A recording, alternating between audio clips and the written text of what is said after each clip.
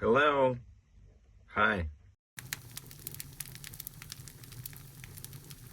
Day had broken cold and gray, exceedingly cold and gray, when the man turned aside from the main Yukon trail and climbed the high earth bank, where a dim and little-traveled trail led eastward through the fat spruce timberland.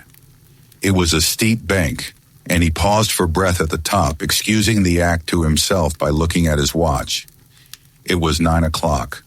There was no sun nor hint of sun, though there was not a cloud in the sky. It was a clear day, and yet there seemed an intangible pall over the face of things, a subtle gloom that made the day dark, and that was due to the absence of sun.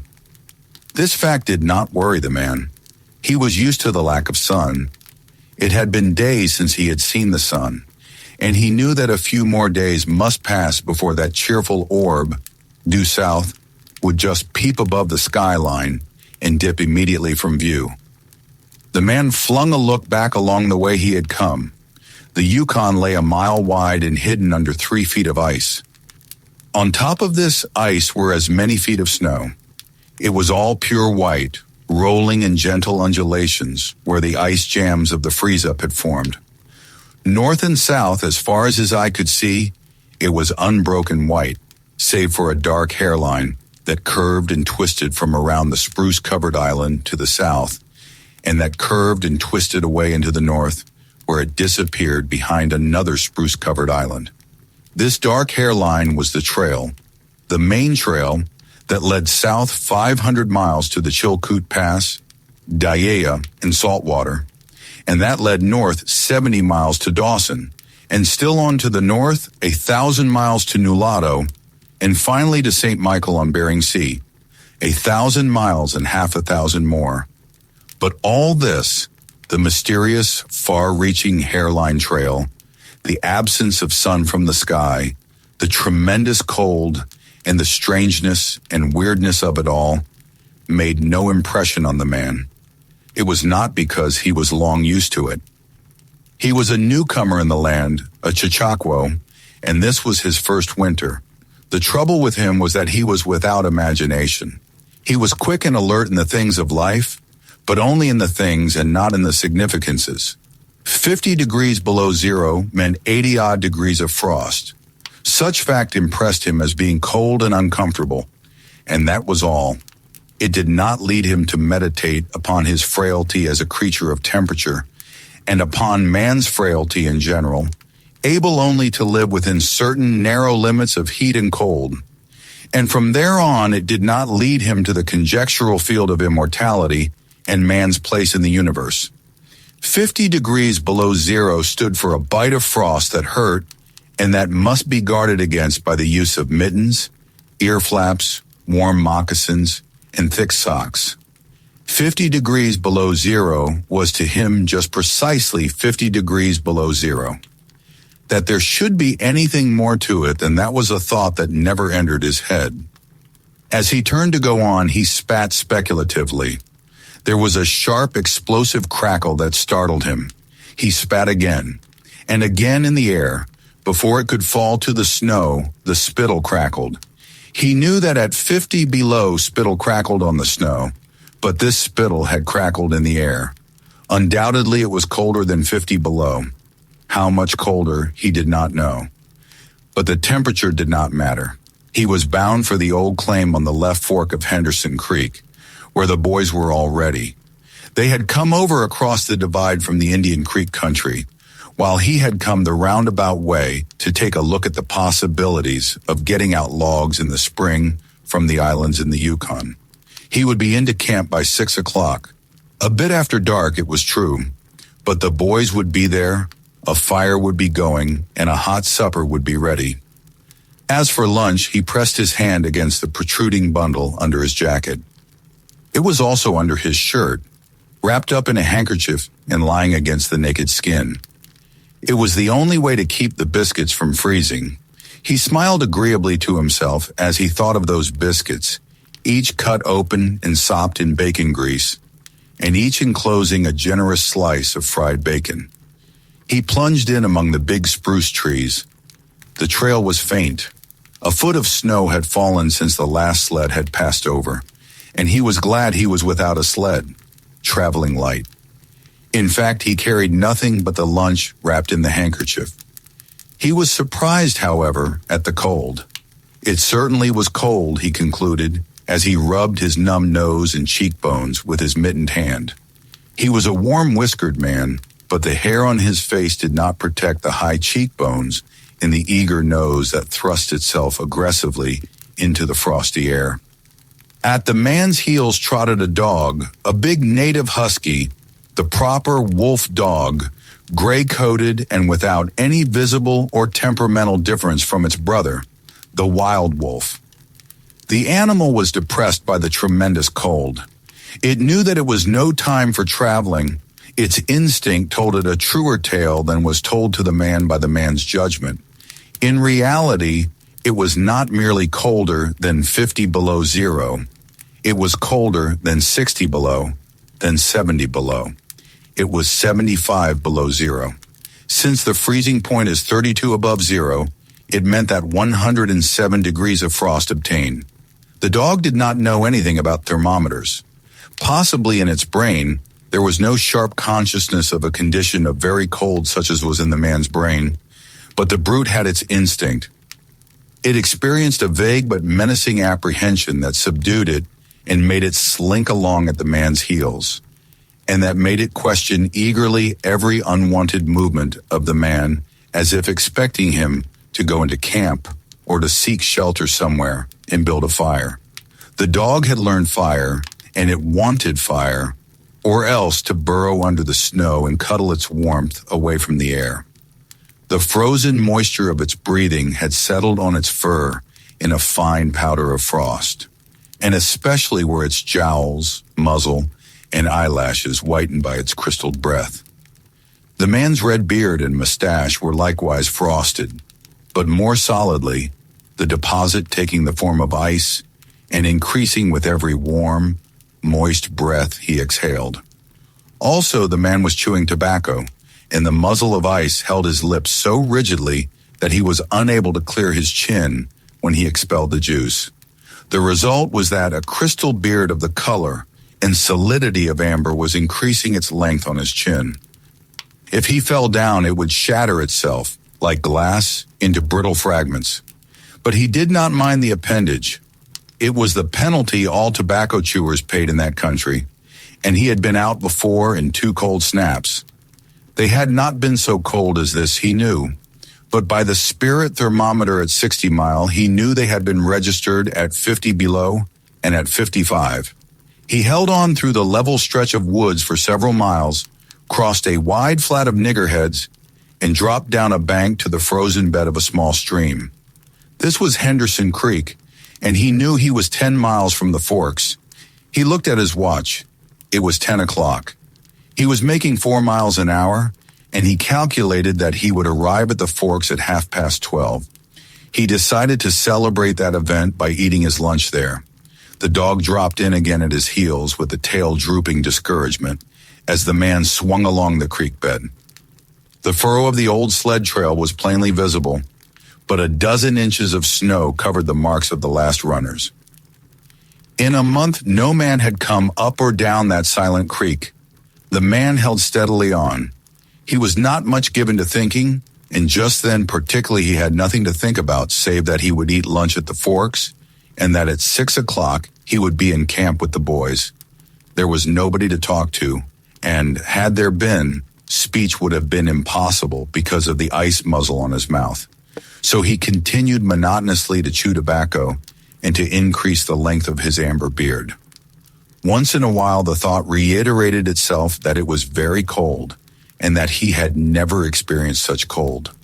As he walked along, he rubbed his cheekbones and nose with the back of his mittened hand. He did this automatically, now and again changing hands. But rub as he would, the instant he stopped, his cheekbones went numb, and the following instant, the end of his nose went numb. He was sure to frost his cheeks. He knew that, and experienced a pang of regret that he had not devised a nose strap of the sort Bud wore in cold snaps. Such a strap passed across the cheeks as well and saved them. But it didn't matter much after all. What were frosted cheeks? A bit painful, that was all. They were never serious. Empty as the man's mind was of thoughts, he was keenly observant, and he noticed the changes in the creek, the curves and bends and timber jams. And always he sharply noted where he placed his feet. Once, coming around a bend, he shied abruptly, like a startled horse, curved away from the place where he had been walking, and retreated several paces back along the trail. The creek, he knew, was frozen clear to the bottom. No creek could contain water in that Arctic winter. But he knew also that there were springs that bubbled out from the hillsides and ran along under the snow and on top the ice of the creek. He knew that the coldest snaps never froze these springs, and he knew likewise their danger. They were traps. They hid pools of water under the snow that might be 3 inches deep or 3 feet. Sometimes a skin of ice half an inch thick covered them, and in turn was covered by the snow.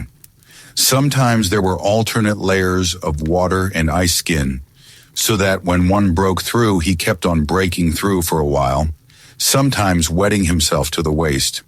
That was why he had shied in such panic. He had felt the give under his feet and heard the crackle of a snow-hidden ice skin. And to get his feet wet in such a temperature meant trouble and danger. At the very least, it meant delay, for he would be forced to stop and build a fire, and under its protection to bare his feet while he dried his socks and moccasins. He stood and studied the creek bed and its banks and decided that the flow of water came from the right. He reflected a while, rubbing his nose and cheeks, then skirted to the left, stepping gingerly and testing the footing for each step. Once clear of the danger, he took a fresh chew of tobacco and swung along at his 4-mile gait. In the course of the next 2 hours, he came upon several similar traps. Usually the snow above the hidden pools had a sunken, candied appearance that advertised the danger. Once again, however, he had a close call, and once, suspecting danger, he compelled the dog to go on in front. The dog did not want to go. It hung back until the man shoved it forward, and then it went quickly across the white, unbroken surface. Suddenly it broke through, floundered to one side, and got away to firmer footing. It had wet its 4 feet and legs, and almost immediately the water that clung to it turned to ice. It made quick efforts to lick the ice off its legs, then dropped down in the snow and began to bite out the ice that had formed between the toes. This was a matter of instinct. To permit the ice to remain would mean sore feet. It did not know this. It merely obeyed the mysterious prompting that arose from the deep crypts of its being. But the man knew, having achieved a judgment on the subject, and he removed the mitten from his right hand and helped tear out the ice particles. He did not expose his fingers more than a minute, and was astonished at the swift numbness that smote them. It certainly was cold. He pulled on the mitten hastily and beat the hand savagely across his chest. At 12 o'clock, the day was at its brightest, yet the sun was too far south on its winter journey to clear the horizon. The bulge of the earth intervened between it and Henderson Creek, where the man walked under a clear sky at noon and cast no shadow. At 12:30 to the minute, he arrived at the forks of the creek. He was pleased at the speed he had made. If he kept it up, he would certainly be with the boys by 6. He unbuttoned his jacket and shirt and drew forth his lunch. The action consumed no more than a quarter of a minute, yet in that brief moment the numbness laid hold of the exposed fingers. He did not put the mitten on, but instead struck the fingers a dozen sharp smashes against his leg. Then he sat down on a snow-covered log to eat. The sting that followed upon the striking of his fingers against his leg ceased so quickly that he was startled. He had had no chance to take a bite of biscuit. He struck the fingers repeatedly and returned them to the mitten, baring the other hand for the purpose of eating. He tried to take a mouthful, but the ice muzzle prevented. He had forgotten to build a fire and thaw out. He chuckled at his foolishness, and as he chuckled, he noted the numbness creeping into the exposed fingers. Also, he noted that the stinging which had first come to his toes when he sat down was already passing away. He wondered whether the toes were warm or numbed. He moved them inside the moccasins and decided that they were numbed. He pulled the mitten on hurriedly and stood up. He was a bit frightened. He stamped up and down until the stinging returned into the feet. It certainly was cold, was his thought. That man from Sulphur Creek had spoken the truth when telling how cold it sometimes got in the country, and he had laughed at him at the time. That showed one must not be too sure of things. There was no mistake about it. It was cold. He strode up and down, stamping his feet and threshing his arms, until reassured by the returning warmth. Then he got out matches and proceeded to make a fire. From the undergrowth, where high water of the previous spring had lodged a supply of seasoned twigs, he got his firewood. Working carefully from a small beginning, he soon had a roaring fire, over which he thawed the ice from his face, and in the protection of which he ate his biscuits. For the moment, the cold of space was outwitted. The dog took satisfaction in the fire, stretching out close enough for warmth and far enough away to escape being singed. When the man had finished, he filled his pipe and took his comfortable time over a smoke. Then he pulled on his mittens, settled the ear flaps of his cap firmly about his ears, and took the creek trail up the left fork. The dog was disappointed and yearned back toward the fire. This man did not know cold. Possibly all the generations of his ancestry had been ignorant of cold, of real cold, of cold 107 degrees below freezing point. But the dog knew.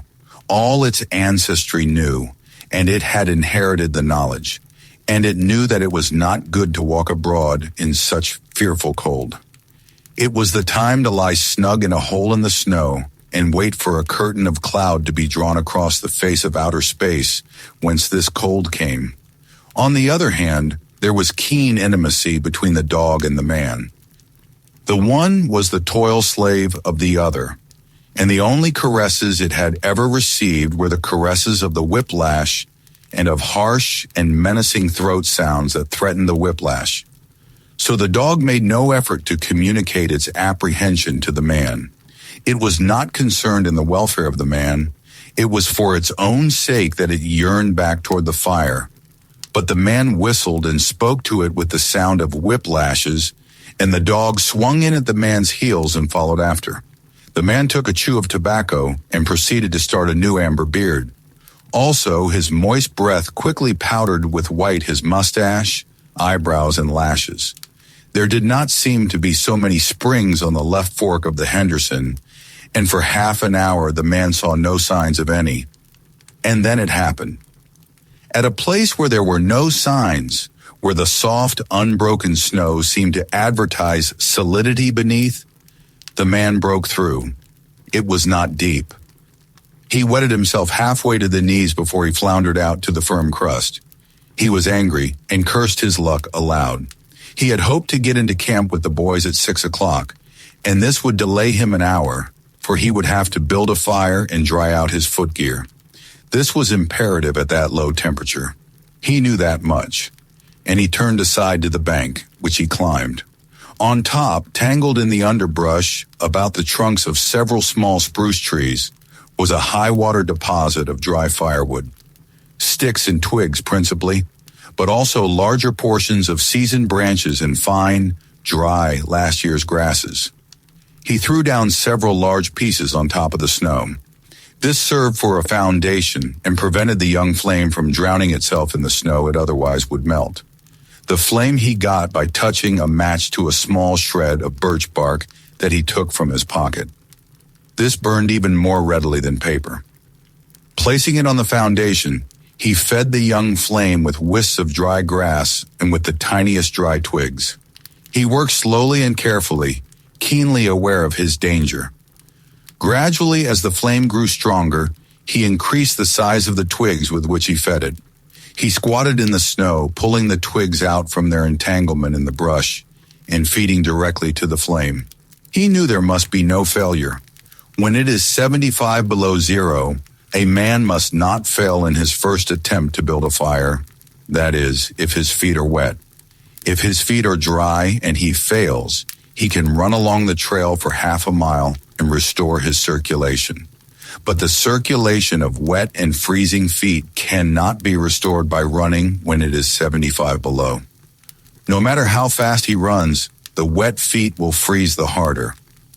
All this the man knew. The old-timer on Sulphur Creek had told him about it the previous fall, and now he was appreciating the advice. Already all sensation had gone out of his feet. To build the fire, he had been forced to remove his mittens, and the fingers had quickly gone numb. His pace of 4 miles an hour had kept his heart pumping blood to the surface of his body and to all the extremities. But the instant he stopped, the action of the pump eased down. The cold of space smote the unprotected tip of the planet, and he, being on that unprotected tip, received the full force of the blow. The blood of his body recoiled before it. The blood was alive like the dog, and like the dog it wanted to hide away and cover itself up from the fearful cold. So long as he walked 4 miles an hour, he pumped that blood willy-nilly to the surface. But now it ebbed away and sank down into the recesses of his body. The extremities were the first to feel its absence. His wet feet froze the faster, and his exposed fingers numbed the faster, though they had not yet begun to freeze. Nose and cheeks were already freezing, while the skin of all his body chilled as it lost its blood. But he was safe. Toes and nose and cheeks would be only touched by the frost, for the fire was beginning to burn with strength. He was feeding it with twigs the size of his finger. In another minute, he would be able to feed it with branches the size of his wrist, and then he could remove his wet foot gear, and, while it dried, he could keep his naked feet warm by the fire, rubbing them at first, of course, with snow. The fire was a success. He was safe. He remembered the advice of the old-timer on Sulphur Creek and smiled. The old-timer had been very serious in laying down the law that no man must travel alone in the Klondike after 50 below. Well, here he was. He had had the accident. He was alone, and he had saved himself. Those old-timers were rather womanish, some of them, he thought. All a man had to do was to keep his head, and he was all right. Any man who was a man could travel alone, but it was surprising the rapidity with which his cheeks and nose were freezing, and he had not thought his fingers could go lifeless in so short a time. Lifeless they were, for he could scarcely make them move together to grip a twig, and they seemed remote from his body and from him. When he touched a twig, he had to look and see whether or not he had hold of it. The wires were pretty well down between him and his finger ends, all of which counted for little. There was the fire, snapping and crackling and promising life with every dancing flame. He started to untie his moccasins. They were coated with ice. The thick German socks were like sheaths of iron halfway to the knees, and the moccasin strings were like rods of steel all twisted and knotted as by some conflagration. For a moment he tugged with his numbed fingers, then realizing the folly of it, he drew his sheath knife. But before he could cut the strings, it happened. It was his own fault, or rather his mistake. He should not have built the fire under the spruce tree. He should have built it in the open. But it had been easier to pull the twigs from the brush and drop them directly on the fire. Now the tree under which he had done this carried a weight of snow on its boughs. No wind had blown for weeks, and each bough was fully freighted. Each time he had pulled a twig, he had communicated a slight agitation to the tree, an imperceptible agitation, so far as he was concerned, but an agitation sufficient to bring about the disaster. High up in the tree, one bough capsized its load of snow. This fell on the boughs beneath, capsizing them. This process continued, spreading out and involving the whole tree. It grew like an avalanche, and it descended without warning upon the man and the fire was blotted out. Where it had burned was a mantle of fresh and disordered snow. The man was shocked. It was as though he had just heard his own sentence of death. For a moment he sat, and stared at the spot where the fire had been. Then he grew very calm. Perhaps the old-timer on Sulphur Creek was right. If he had only had a trail mate, he would have been in no danger now. The trail mate could have built the fire. Well, it was up to him to build the fire over again, and this second time there must be no failure. Even if he succeeded, he would most likely lose some toes. His feet must be badly frozen by now, and there would be some time before the second fire was ready. Such were his thoughts, but he did not sit and think them. He was busy all the time they were passing through his mind. He made a new foundation for a fire, this time in the open, where no treacherous tree could blot it out. Next, he gathered dry grasses and tiny twigs from the high water flotsam. He could not bring his fingers together to pull them out, but he was able to gather them by the handful. In this way, he got many rotten twigs and bits of green moss that were undesirable, but it was the best he could do. He worked methodically, even collecting an armful of the larger branches to be used later when the fire gathered strength. And all the while the dog sat and watched him, a certain yearning wistfulness in its eyes, for it looked upon him as the fire provider, and the fire was slow in coming. When all was ready, the man reached in his pocket for a second piece of birch bark.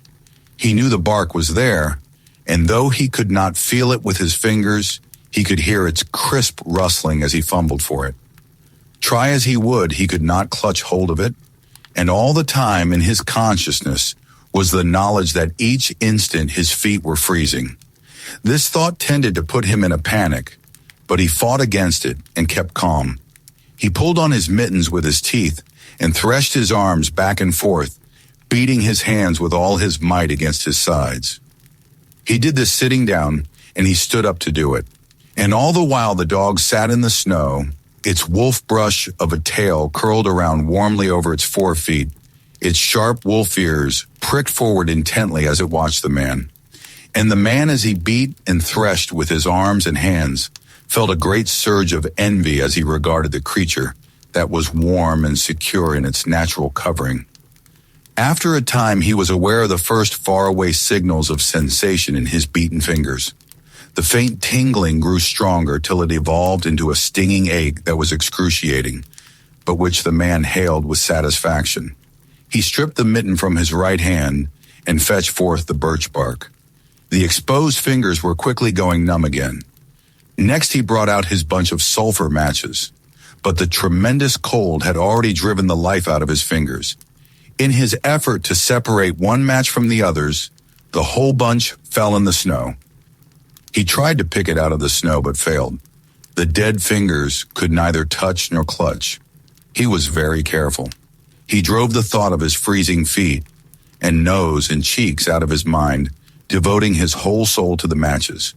He watched, using the sense of vision in place of that of touch. And when he saw his fingers on each side the bunch, he closed them. That is, he willed to close them, for the wires were drawn and the fingers did not obey. He pulled the mitten on the right hand and beat it fiercely against his knee. Then with both mittened hands, he scooped the bunch of matches, along with much snow, into his lap. Yet he was no better off. After some manipulation, he managed to get the bunch between the heels of his mittened hands. In this fashion, he carried it to his mouth. The ice crackled and snapped when by a violent effort he opened his mouth. He drew the lower jaw in, curled the upper lip out of the way, and scraped the bunch with his upper teeth in order to separate a match. He succeeded in getting one, which he dropped on his lap. He was no better off. He could not pick it up. Then he devised a way. He picked it up in his teeth and scratched it on his leg. 20 times he scratched before he succeeded in lighting it. As it flamed, he held it with his teeth to the birch bark, but the burning brimstone went up his nostrils and into his lungs, causing him to cough spasmodically. The match fell into the snow and went out. The old-timer on Sulphur Creek was right, he thought in the moment of controlled despair that ensued. After 50 below, a man should travel with a partner. He beat his hands but failed in exciting any sensation. Suddenly, he bared both hands, removing the mittens with his teeth. He caught the whole bunch between the heels of his hands. His arm muscles not being frozen enabled him to press the handheels tightly against the matches. Then he scratched the bunch along his leg. It flared into flame, 70 sulfur matches at once. There was no wind to blow them out. He kept his head to one side to escape the strangling fumes and held the blazing bunch to the birch bark. As he so held it, he became aware of sensation in his hand. His flesh was burning. He could smell it. Deep down below the surface, he could feel it. The sensation developed into pain that grew acute, and still he endured it, holding the flame of the matches clumsily to the bark that would not light readily because his own burning hands were in the way, absorbing most of the flame. At last, when he could endure no more, he jerked his hands apart. The blazing matches fell sizzling into the snow, but the birch bark was alight. He began laying dry grasses and the tiniest twigs on the flame. He could not pick and choose, for he had to lift the fuel between the heels of his hands. Small pieces of rotten wood and green moss clung to the twigs, and he bit them off as well as he could with his teeth. He cherished the flame carefully and awkwardly. It meant life, and it must not perish. The withdrawal of blood from the surface of his body now made him begin to shiver, and he grew more awkward. A large piece of green moss fell squarely on the little fire. He tried to poke it out with his fingers, but his shivering frame made him poke too far, and he disrupted the nucleus of the little fire, the burning grasses and tiny twigs separating and scattering. He tried to poke them together again, but in spite of the tenseness of the effort, his shivering got away with him, and the twigs were hopelessly scattered. Each twig gushed a puff of smoke and went out. The fire provider had failed. As he looked apathetically about him, his eyes chanced on the dog, sitting across the ruins of the fire from him, in the snow, making restless, hunching movements, slightly lifting one forefoot and then the other, shifting its weight back and forth on them with wistful eagerness. The sight of the dog put a wild idea into his head.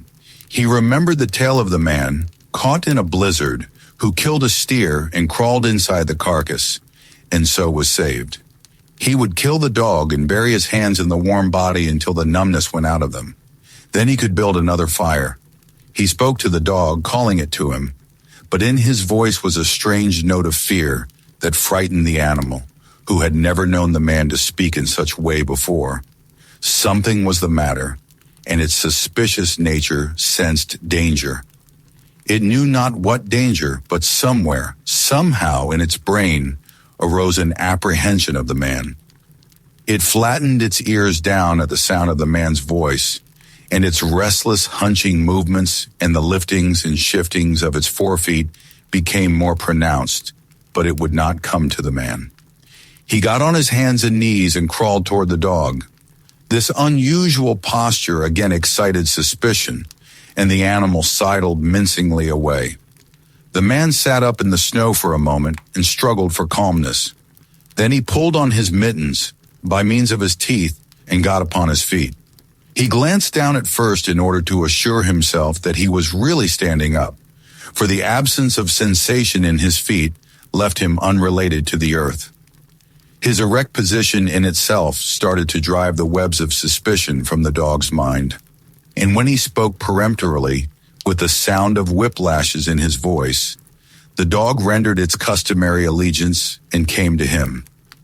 As it came within reaching distance, the man lost his control. His arms flashed out to the dog, and he experienced genuine surprise when he discovered that his hands could not clutch, that there was neither bend nor feeling in the lingers. He had forgotten for the moment that they were frozen and that they were freezing more and more. All this happened quickly, and before the animal could get away, he encircled its body with his arms. He sat down in the snow, and in this fashion held the dog, while it snarled and whined and struggled. But it was all he could do, hold its body encircled in his arms and sit there. He realized that he could not kill the dog. There was no way to do it. With his helpless hands, he could neither draw, nor hold his sheath knife, nor throttle the animal. He released it and it plunged wildly away, with tail between its legs and still snarling.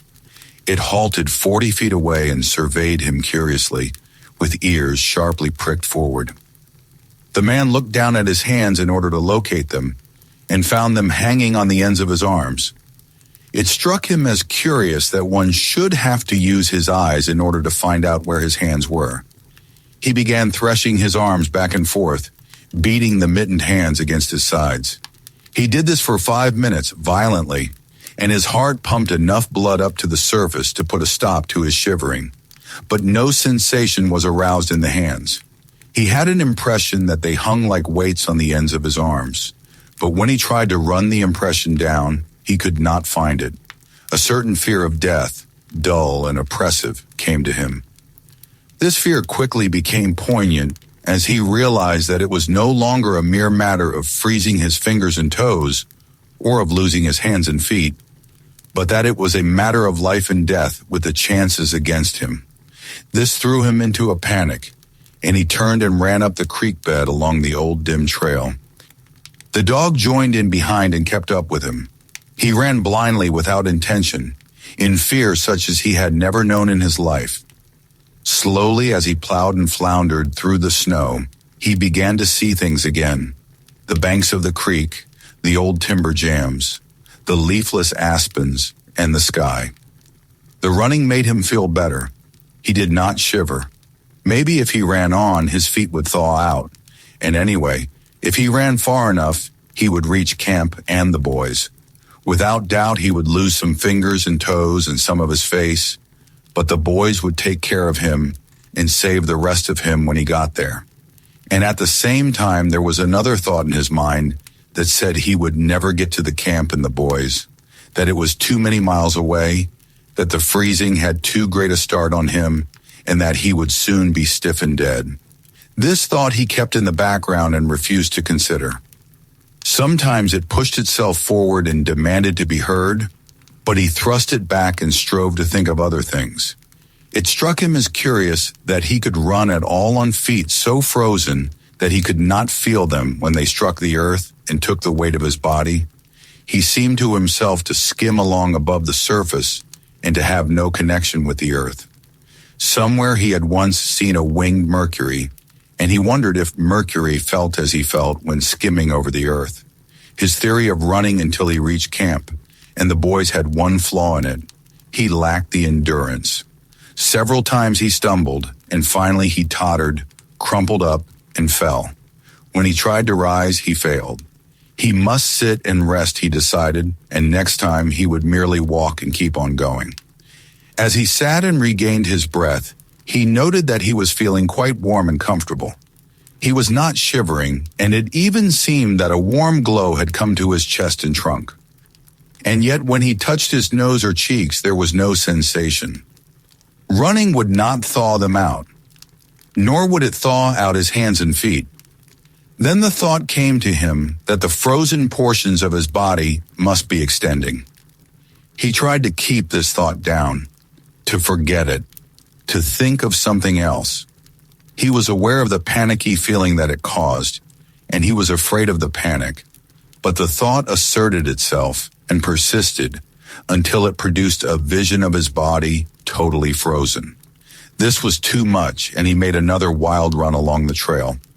Once he slowed down to a walk, but the thought of the freezing extending itself made him run again. And all the time the dog ran with him, at his heels. When he fell down a second time, it curled its tail over its forefeet and sat in front of him, facing him, curiously eager and intent. The warmth and security of the animal angered him, and he cursed it till it flattened down its ears appeasingly. This time the shivering came more quickly upon the man. He was losing in his battle with the frost. It was creeping into his body from all sides. The thought of it drove him on, but he ran no more than 100 feet when he staggered and pitched headlong. It was his last panic. When he had recovered his breath and control, he sat up and entertained in his mind the conception of meeting death with dignity. However, the conception did not come to him in such terms. His idea of it was that he had been making a fool of himself, running around like a chicken with his head cut off. Such was the simile that occurred to him. Well, he was bound to freeze anyway, and he might as well take it decently. With this newfound peace of mind came the first glimmerings of drowsiness. A good idea, he thought, to sleep off to death. It was like taking an anesthetic. Freezing was not so bad as people thought. There were lots worse ways to die. He pictured the boys finding his body next day. Suddenly, he found himself with them, coming along the trail and looking for himself. And still with them, he came around a turn in the trail and found himself lying in the snow. He did not belong with himself anymore, for even then he was out of himself, standing with the boys and looking at himself in the snow. It certainly was cold, was his thought. When he got back to the States, he could tell the folks what real cold was. He drifted on from this to a vision of the old-timer on Sulphur Creek. He could see him quite clearly, warm and comfortable, and smoking a pipe. "You were right, old hoss. You were right," the man mumbled to the old-timer of Sulphur Creek. Then the man drowsed off into what seemed to him the most comfortable and satisfying sleep he had ever known. The dog sat facing him and waiting. The brief day drew to a close in a long, slow twilight. There were no signs of a fire to be made, and besides, never in the dog's experience had it known a man to sit like that in the snow and make no fire. As the twilight drew on, its eager yearning for the fire mastered it, and with a great lifting and shifting of 4 feet, it whined softly, then flattened its ears down in anticipation of being chidden by the man. But the man remained silent. Later, the dog whined loudly, and still later, it crept close to the man and caught the scent of death. This made the animal bristle and back away. A little longer it delayed, howling under the stars that leaped and danced and shone brightly in the cold sky. Then it turned and trotted up the trail in the direction of the camp it knew, where were the other food providers and fire providers.